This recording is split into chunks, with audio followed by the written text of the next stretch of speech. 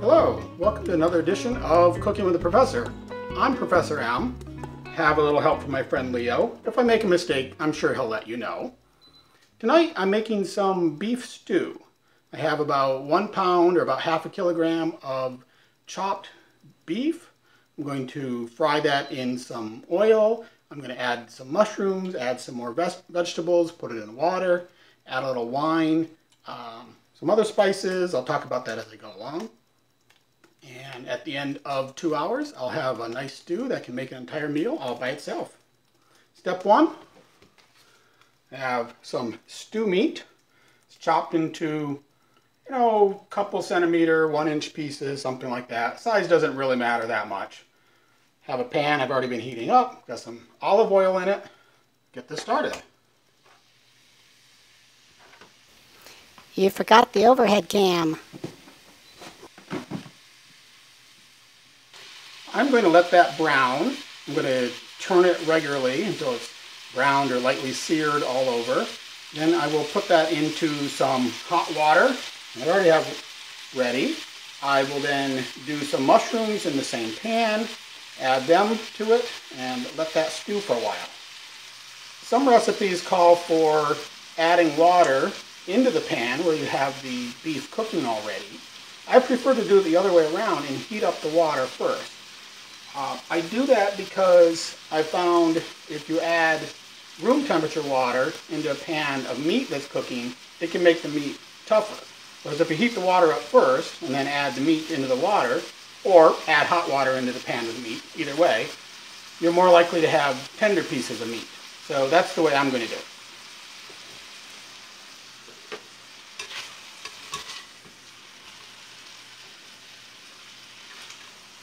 For spices tonight, I'm going to do a kind of lighter flavor stew. I'm going to be adding some tarragon. I'll add some salt and pepper. I'm going to add wine. I'm using a tawny port tonight because that's what I have open. And this is a lighter flavor of wine than a darker red wine like one might often add to stew. And that's why I'm going to be using lighter spices. I'll be using tarragon instead of a heavier spice flavor. I also, while that's cooking, I'm going to juice some of my lemons. This one's actually 2 pounds, 0.9 kilograms. I have one that's slightly larger out there that I think will hit 2 kilograms. In case you haven't heard me mention it before, these are ponderosa lemons. They're huge. I grow them in my backyard. I'll be juicing this and freezing it to use in cooking later throughout the year, but I'm going to add a little bit of it to the stew.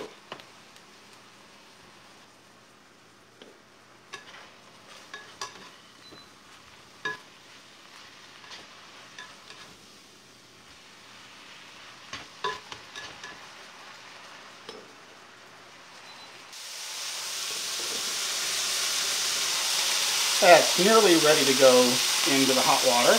As you can see, I'll give it maybe another half a minute, not much more.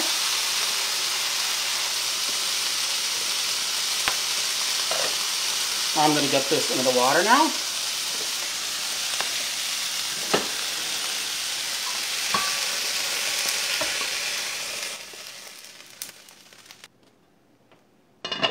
That will start simmering, and while it's doing that, I'm going to do the mushrooms in this same pan.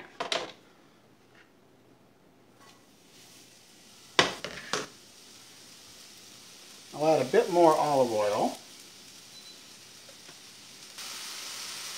While the mushrooms are frying in here, I'm going to add the salt into the hot water. About 1 teaspoon maybe. I personally don't cook with a lot of added salt in my food, but you're welcome to add more or less salt according to how you like your taste or if you need to restrict the amount of salt that you eat. Some recipes will have you adding the mushrooms directly into the water with other vegetables after the beef has already been stewing. I prefer frying the mushrooms in a pan first. I think that brings out more flavor in them.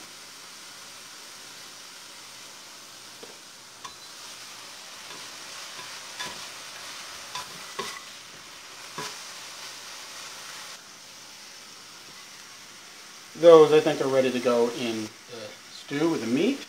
Last step before I do that, I'm going to deglaze this pan with the wine. That will allow all the beef that has sort of fried onto the pan, that will pick that up. That way I don't lose all that flavor. That will end up all in the stew.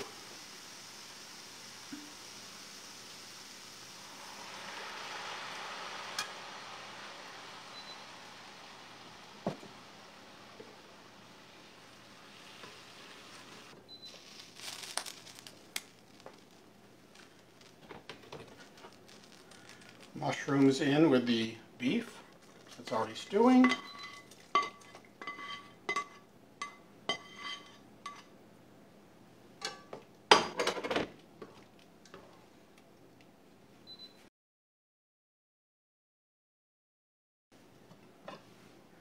I'm making sure that's simmering.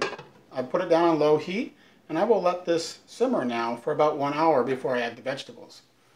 Meanwhile, I'll go ahead and juice these lemons and freeze the juice for use later throughout the year. If you've seen me cooking with lemons before and juicing them, you might have wondered why I keep cutting them rather than just using them in halves like one normally does. That's a good question, and I'll show you why. The lemon is too big to fit just as a half over this. So I need to cut this into quarters, so 1/8 of a lemon at a time, to put it on here and juice it, because these are much bigger than ordinary lemons. So that's why I keep cutting rather than using a half lemon.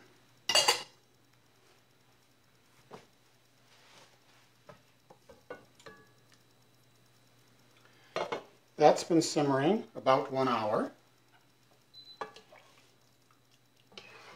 Smells wonderful. So I'm going to add the carrots now. These have been chopped into fairly thick pieces. I will just add them.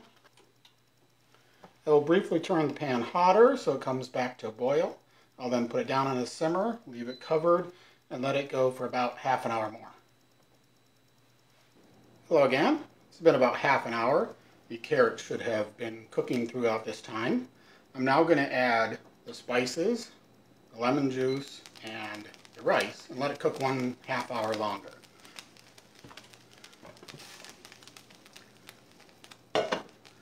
Now I've brought this to a good boil already, so that way it takes less time to come back to boil after I add the rice.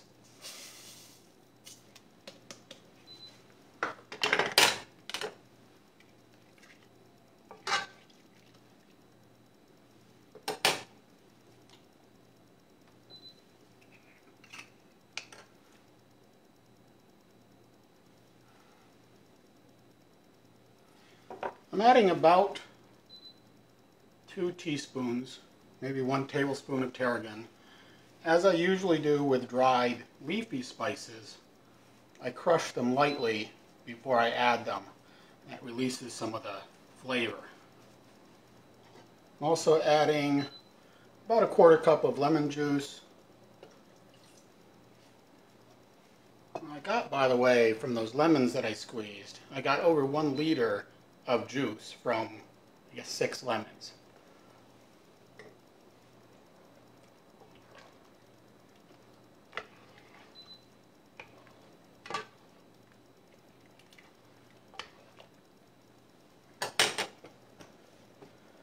This is already starting to boil again.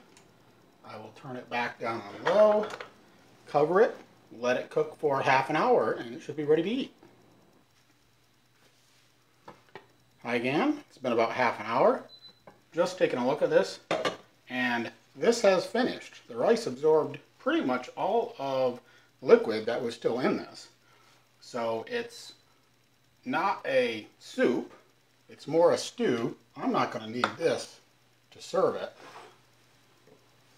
Take a look at it there. I will spoon it in there. It has a really nice smell to it.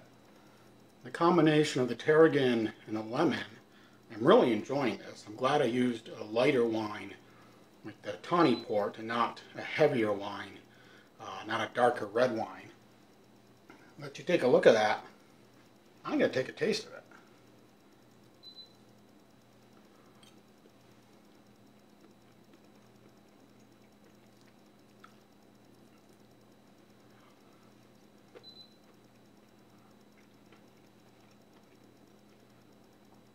I like this. Nice and hearty. Makes a good meal. Took 2 hours to make, counting a little bit of preparation time, but very tasty. I'm going to make this again sometime. But before I go, I want to let you know about an upcoming episode. I'm going to do something on a chocolate theme for Valentine's Day. So I'm going to get that up in just a couple days. Keep an eye out for it. Hope I see you then. Thanks for joining me on Cooking with the Professor.